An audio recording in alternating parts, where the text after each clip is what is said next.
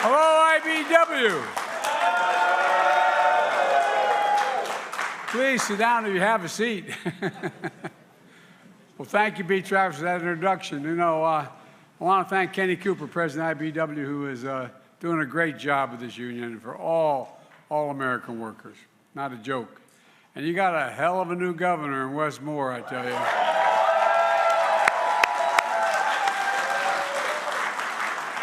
He's the real deal, and the boy looked like he can still play. He got some guns on him. And one of my great friends and one of the best senators I ever served with, Ben Cardin, is here.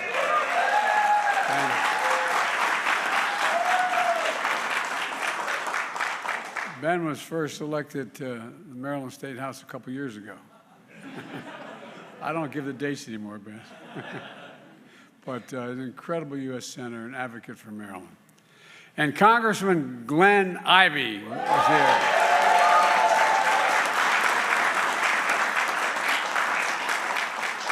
The thing is, Glenn's married to a woman who has a tougher job than he does. She's a councilwoman. I used to be on the county council. You know what? Nobody knows the difference between whether there's a pothole in front of your house. It's the county's problem, it's the state problem, it's the city's problem. And guess who they go to? They go to the county. And that's why I ran for the Senate. It's too hard. Look, just elected in November, already hard at work delivering for working families in his district. And look, last week I reported on the State of the Union. It is.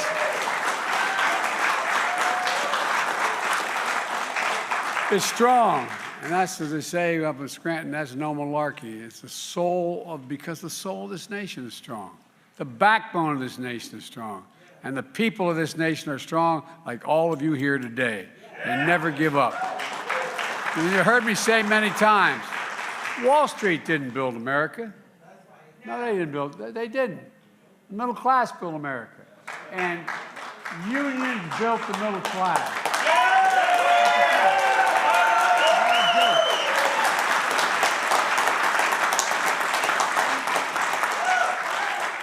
And one of the reasons I'm standing here as your president is because of the IBW, and that's no malarkey either.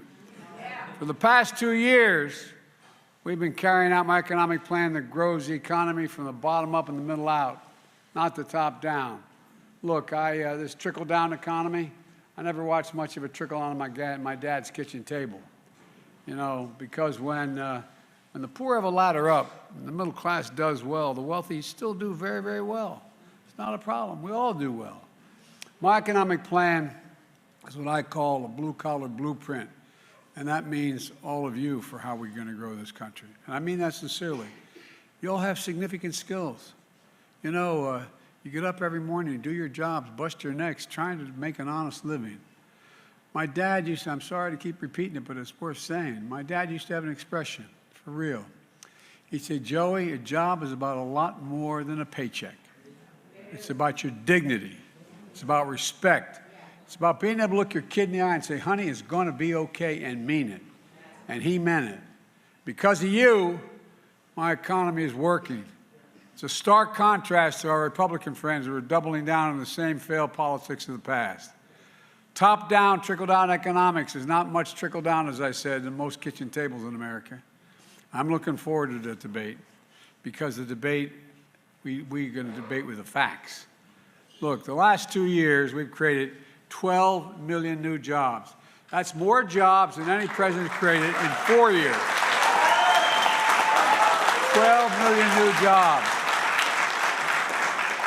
The unemployment rate is 3.4%. That's a 50-year low. In my first 2 years in office, we created 800,000 new manufacturing jobs. 800,000. And where's it written? It says America can't lead the world again in manufacturing. Gas prices are down $1.60 a gallon. They're going to come down further from their peak. And inflation is coming down. Take-home pay for workers has gone up over the past several months. We got more to do, but I'm telling you, the Biden economic plan is working because of you all. I really mean it.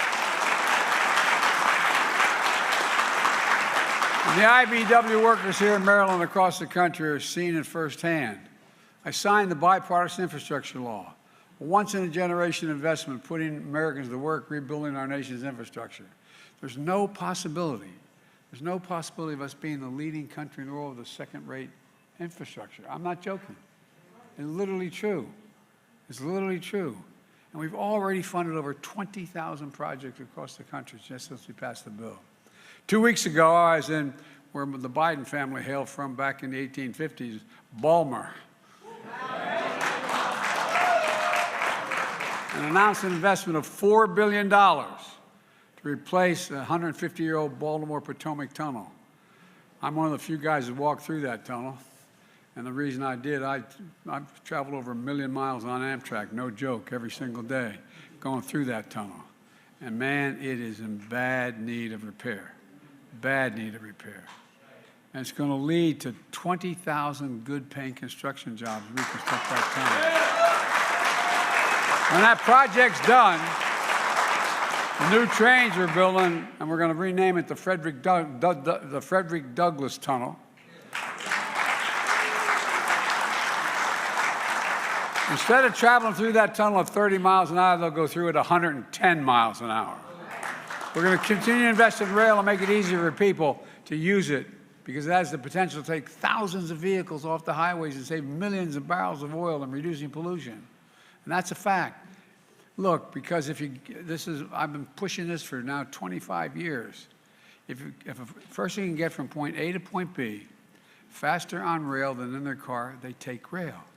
Simple as that. We're also making high-speed internet available all across the country.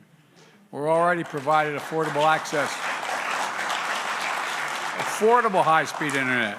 We've already made that available to 175,000 homes in Maryland that didn't have it before, and we're just getting started. And because of all of you in this room, you're going to install 500,000 electric charging stations across America.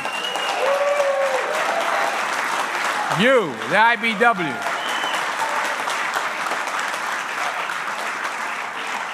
Okay, you put to work tens of thousands of IBW workers and making a good, decent wage. You know, the one thing I want to say, if you slow up for just a second here, it's really important, and I think my introducer made it clear.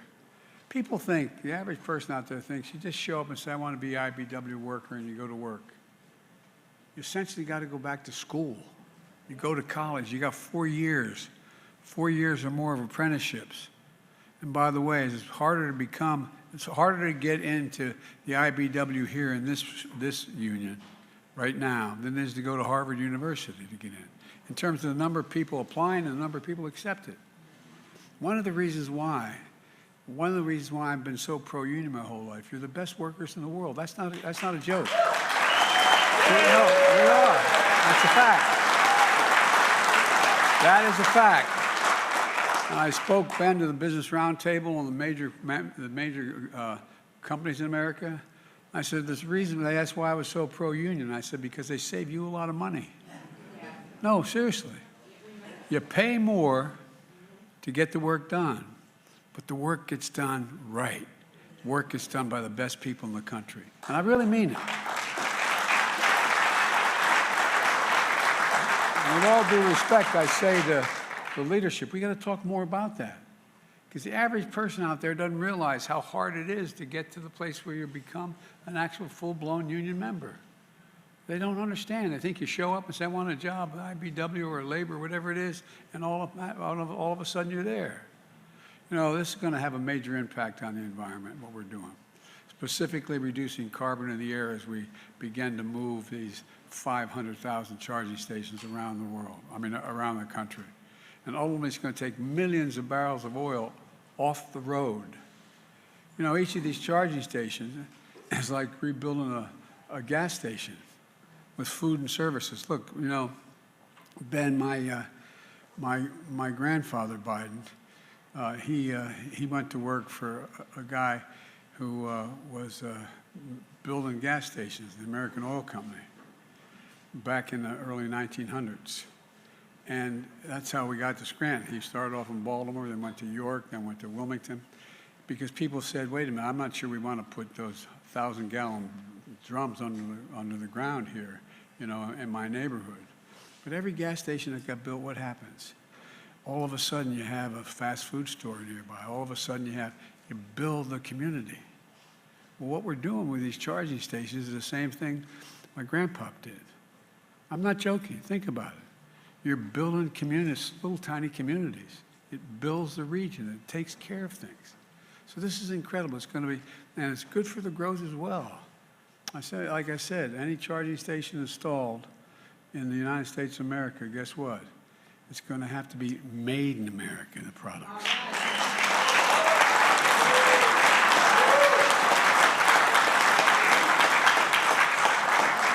All these projects mean good paying jobs for electricians, plumbers, pipe fitters, laborers, carpenters, cement masons, iron workers, and so much more. And these are good jobs you can raise a family on. And most don't need a college degree, but you have the equivalent of all that work you got to do to become a member. Jobs where people don't have to leave home in search of an opportunity. You've earned it. You all put in at least 4 years to be trained apprenticeships, which is one of the reasons why the United States has the best trained workers in the world. As I said, this is a blue-collar blueprint to rebuild America. And I want to be clear with all of you. We're not just buying American for this thing. For every project we have, every project we're installing, it's going to buy America. There's a law passed in 1933 that most presidents, including Democrats and Republicans, didn't pay much attention to. It said that if a president is spending the taxpayers' dollars to hire somebody to do something, whether it's putting a deck on an aircraft carrier or a railing in a public building, every federal project is supposed to be built by American workers. Everyone using American products, creating American jobs. Well, guess what? I announced new standards to require all construction material used in federal infrastructure projects be material made in America. Made in America.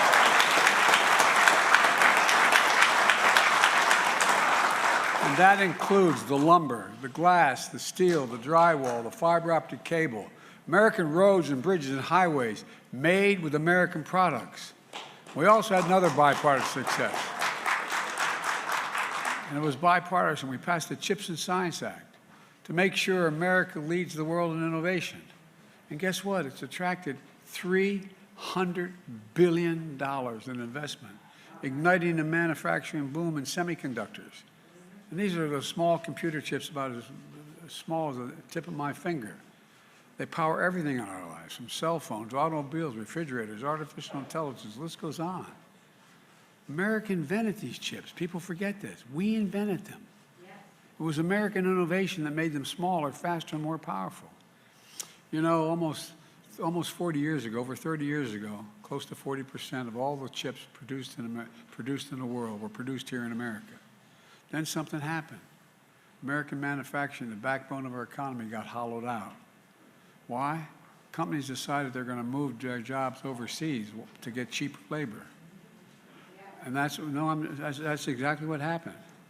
Today, we're down to producing only 10% of the world's chips, 10%. But this law is changing that. And it's about more than chips, it's about science as well. The United States used to invest 2% of all the money spent in America, 2% of the GDP in research and development. That got down to 0.7%, 0.7%. We used to rank #1 in the world. We used to rank #1 in the world in research and development in America here. Now we rank #9. China used to rank #8 a decade ago. Now they're #2. And other countries are closing the gap fast. But the CHIPS and Science Act moves us up again. For much too long, in order to get cheap labor costs, American corporations were moving overseas. That caused factories to shut down here in America. They travel to countries, for decades it's been happening. I come from the corporate capital of the world, Delaware. More corporations are incorporated in Delaware than every other state in the union combined. I've seen what happens also as you go around the country in towns when factories employing 3,000 to 3,000 workers shuts down. The very soul of the country, of that community, evaporates. For too long, we've imported products, and exported jobs.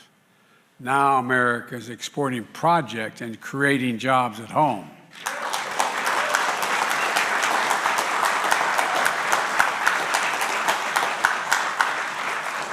The end result is manufacturing is coming back to America.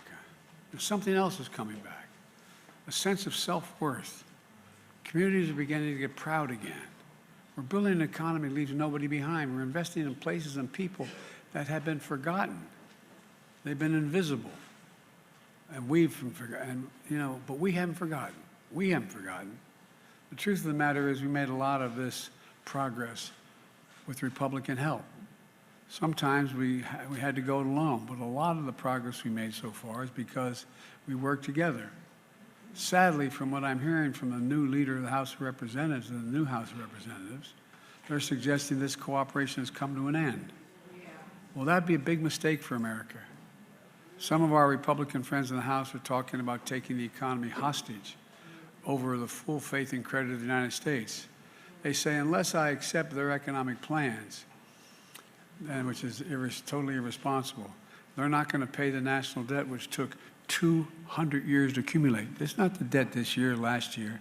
We cut the debt by $1.7 billion in the last 2 years. This is a 200-year obligation that's been accumulated. And I made it clear in the State of the Union, I will not negotiate whether or not we pay our debt.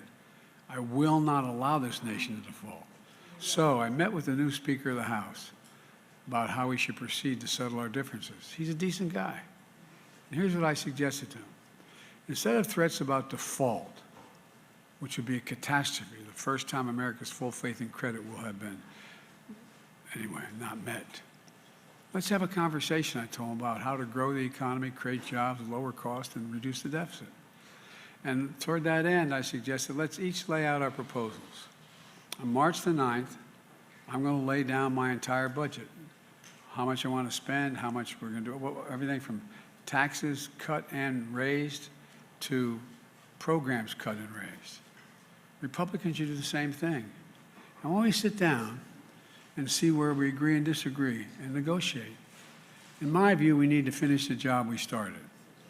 The Inflation Reduction Act, which is a fancy sounding name, but that I signed into law, we're taking on powerful interest to bring health care costs down so you can sleep better at night.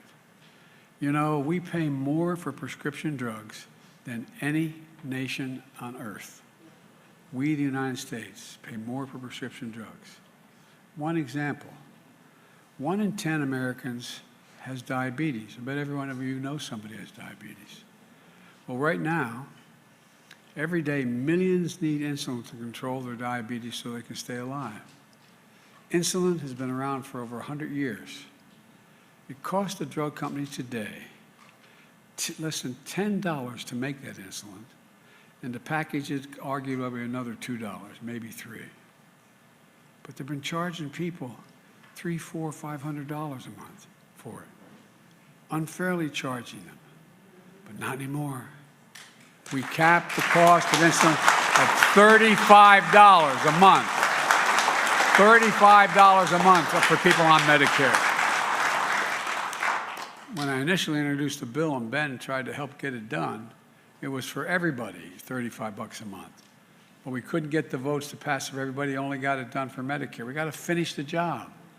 We got to make sure everybody needed insulin. Those 200,000 kids who needed to stay alive. Limit that cost to $35. Let's finish the job.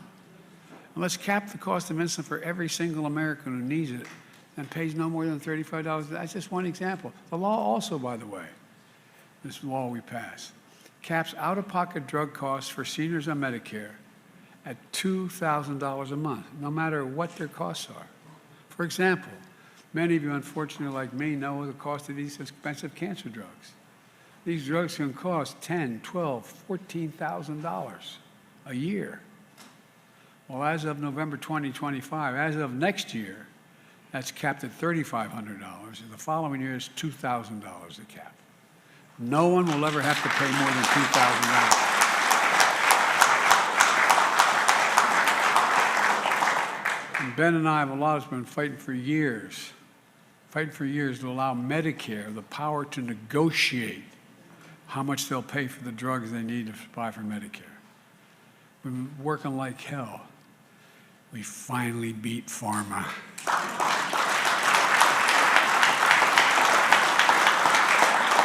But here's the point. I don't understand, my Republican friends don't quite get this. Bringing down the cost of prescription drugs isn't just fair. It saves seniors a lot of money. But here's what else it'll do.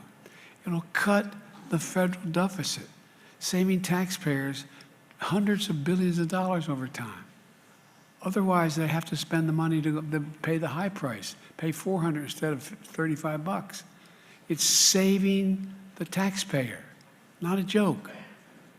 Now our Republican friends want to repeal the Inflation Reduction Act. They'd get rid of the savings on prescription drugs that we buy like Medicare. We buy through Medicare.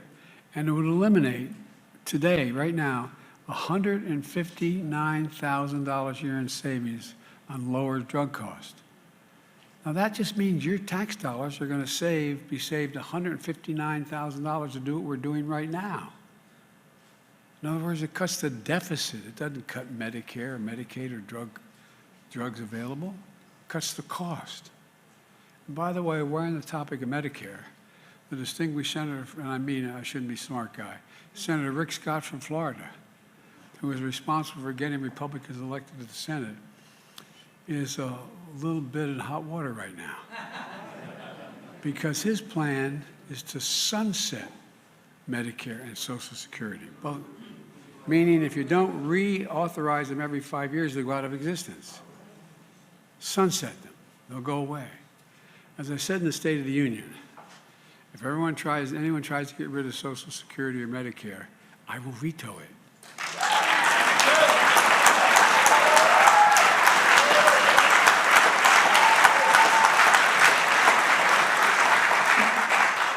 If that's the Republican dream, I'm their nightmare. Look, folks, you saw when I said that on the floor, maybe if you saw it, you saw when I said that on the floor, I said, no, liar, liar. Hey, I said, that means you're not going to cut Medicare or Social Security? And they all stood up and started to clap. I said, well, we got to settle then. Remember? No, seriously. Well, it's all on film. Let's see who votes to cut it.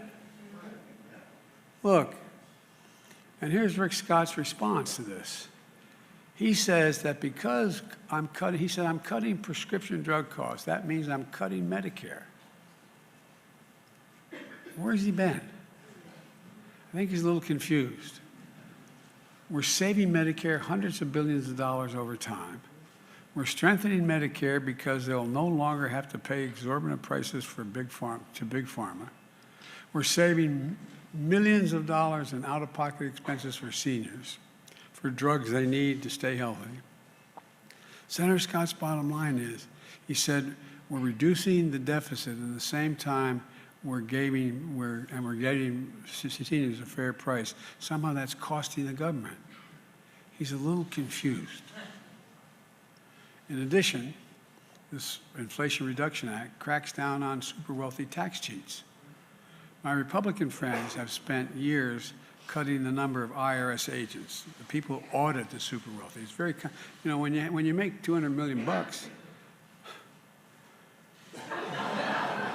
I only wish, make $200 million, you got very expensive accountants. You got a lot of people doing a lot of things to make sure you pay little.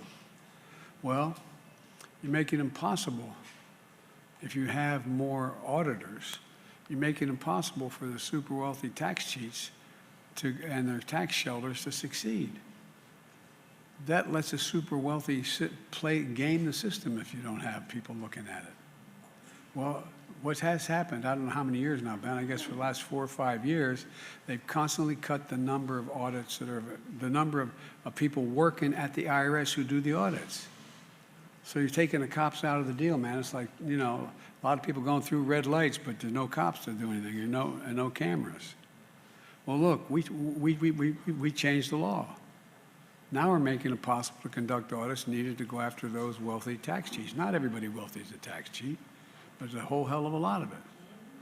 And just last month, the very first bill the Republicans passed in the House of Representatives would rescind that effort and would cut all those folks out again. Instead, they let tax cheats get away with it. And the nonpartisan Congressional Budget Office, which everybody thinks is the gold standard, okay, it said that it would add another $114 billion of the federal deficit if we cut them out again, meaning they'll collect $114 billion less in taxes owed. The Inflation Reduction Act also includes a corporate minimum tax of 15%. Now here's why. You probably got tired of hearing me talk about there being a total of 55 of the Fortune 500 corporations who made $40 billion. God love them, as my mother would say. But they paid zero in federal tax. Zero in federal tax. I repeat, zero. And folks, it's simply not fair. Look, I'm a capitalist. If you can make $1 million or $100 million bucks, go at it. But pay your fair share. Just pay something.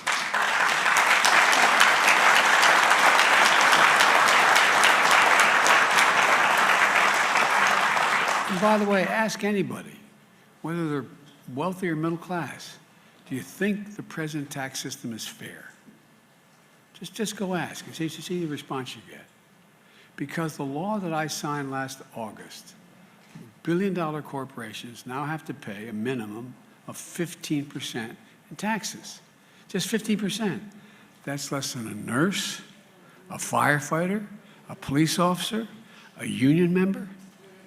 But Republicans in Congress want to get rid of this 15% minimum, along with other reforms I've made to make the corporations pay their fair share, like a 1% tax when corporations, the money they make, they buy back their own stock, so CEOs get paid more. That's all right. Pay a tax on it. It's income. Pay a tax, 1%. Well, guess what? Instead of investing that 1% in building more facilities or building what you're supposed to do, if Republicans have their way, and they succeed in both of these, that'll add another $296 billion to the deficit. Not a joke. These are facts. And here's a big one. Republicans in Congress have pledged that they're going to extend Trump's tax cut from his previous 4 years, a $200 billion tax cut. That was supposed to go away. It was supposed to go away after time for the wealthy and big corporations. When they passed it, the lion's share was supposed to be out of existence by 2025. But these tax cuts have already added $2 trillion to the federal deficit. That's a fact. No one denies that. $2 trillion. Now Republicans want to extend them without paying for them.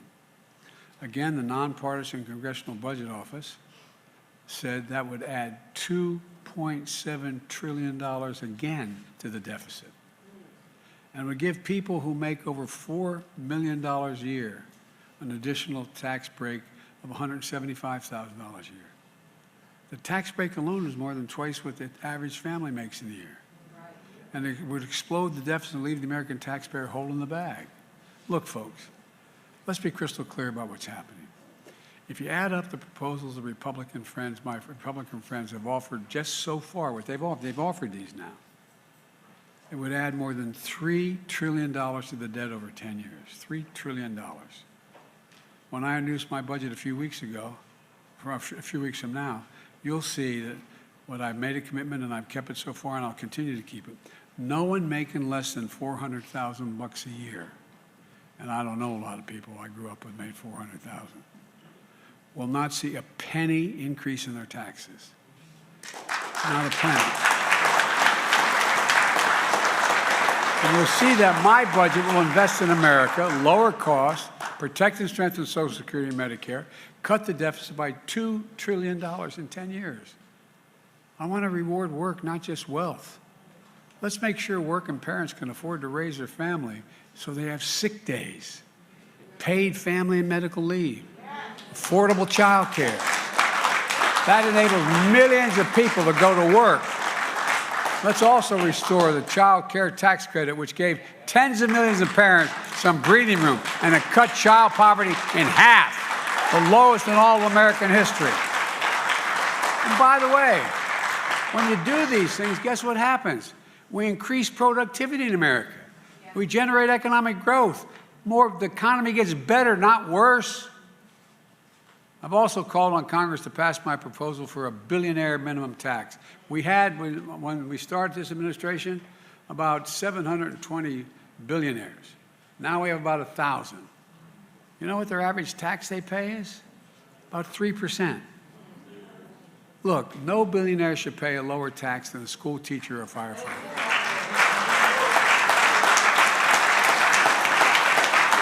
And I said, people making less than $400,000 will not see their taxes raised one single penny. Look, I'm going to put out my plan in detail. Republicans in Congress should do the same.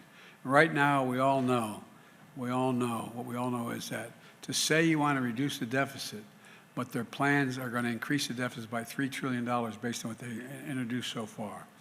So where are they going to cut? They're going to cut Medicaid, the Affordable Care Act, they're going to cut Social Security or Medicare, veterans benefits, aid to farmers. At the State of the Union, they seem to say they're not going to cut Social Security or Medicare. Okay, great. I hope that's true. But how are they going to make these numbers add up? Here's the deal. If Republicans try to take away people's health care, increase costs for middle-class families, or push Americans into poverty, I'm going to stop them. I'm going to stop them.